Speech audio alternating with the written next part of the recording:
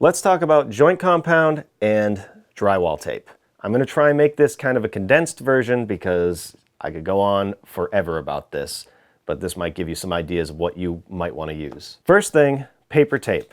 It is industry standard. It's got a little line in the middle to use in corners, and it can be used on flat seams as well. Next is something that I used to use all the time, and I don't use it anymore. It kind of makes me sad because this is very cool tape. This is a mesh tape, and it is self-adhesive, so you can just put it on the wall and do all your joints and then go over it afterwards. But I've had some bad experiences with it. People say that you can use hot mud with this and be okay. You just don't want to use this kind of mud, but I'm just done using it completely. What I found now that I really like is called Fiber Fuse tape.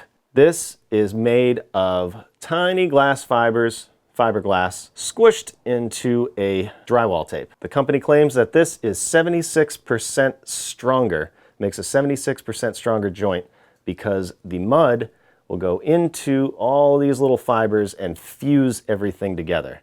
And it's super, super thin, and I've had a really great experience with it, so this is all I ever use anymore.